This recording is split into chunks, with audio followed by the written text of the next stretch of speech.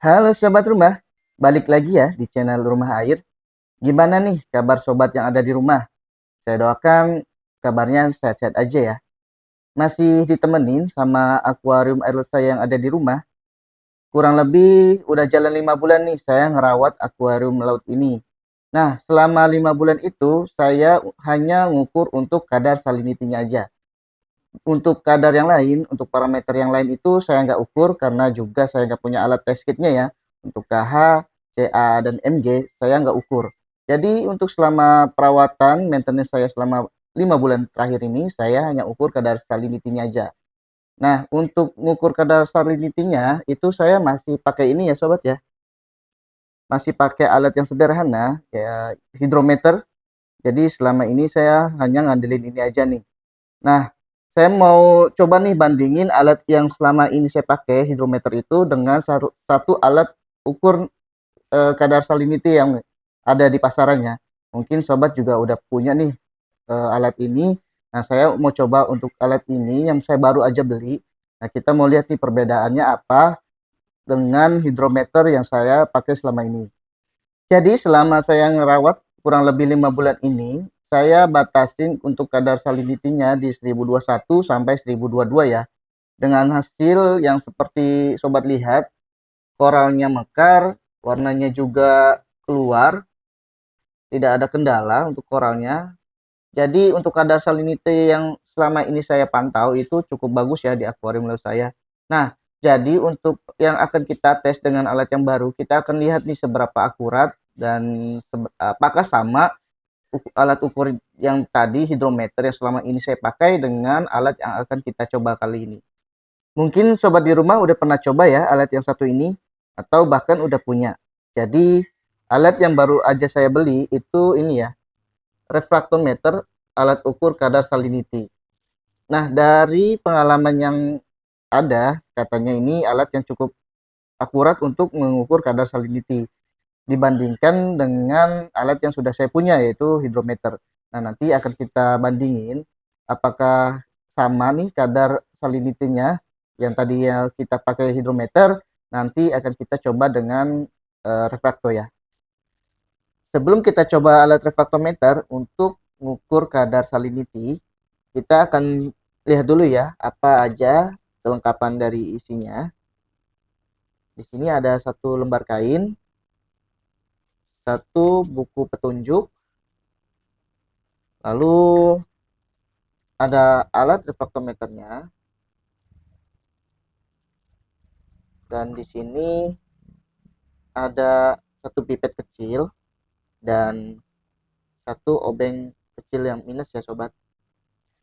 Nah, jadi itu aja yang ada di dalam sini, tidak ada lagi. Kita akan lihat apakah untuk mengukur kadar salinity dengan kita pakai hidrometer dan alat refraktometer ini sama ya. Nanti kita akan bandingin nilainya, kita akan lihat apakah ada perbedaan atau tidak.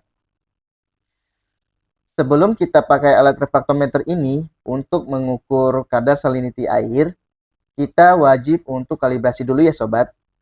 Untuk nantinya kita mendapatkan hasil yang lebih akurat. Dan ini juga yang membedakan refraktometer dengan hidrometer yang biasanya saya pakai untuk mengukur kadar salinity. Dan untuk kalibrasinya itu cukup mudah ya. Kita perlu buka aja nih.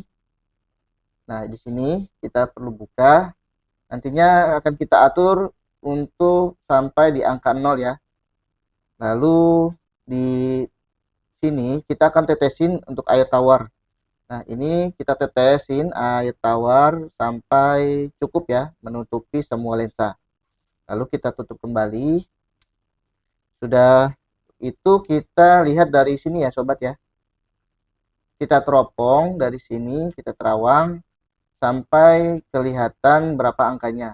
Nah, nanti di sana itu ada beberapa angka yang nantinya kita mau untuk kadar airnya itu ada di angka 0 ya, karena kita pakai air tawar. Misalkan belum sampai di angka 0, kita putar aja di sini dengan bantuan obeng yang ada di dalam kotak tadi. Kita putar sampai nanti angkanya menyentuh angka 0. Itu untuk mengukur kadar salinity-nya supaya nanti lebih akurat. Yang pertama, kita akan ukur dulu kadar salinity-nya dengan alat yang biasa saya gunain. Pakai hidrometer ya sobat ya. Kita akan lihat ada di berapa ya angkanya. Nanti angkanya ini akan kita bandingin dengan alat refraktometer.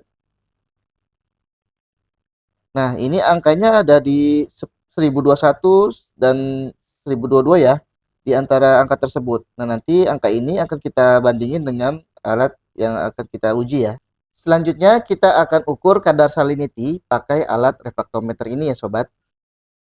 Nah, pertama kita buka dulu lensanya. Kita ambil sedikit air dari sang filter, beberapa tetes, lalu kita tetesin aja di lensanya. Oke, cukup. Lalu kita tutup. Nah, ini sudah menutup semua lensa ya, sobat. Nah, ini udah ketutup semua lensanya. Kita lihat dari teropong ini ya, sobat ya. Kita terawang berapa angkanya. Kalau nanti kurang jelas, saya akan screenshot ya. Lalu saya tampilin di video.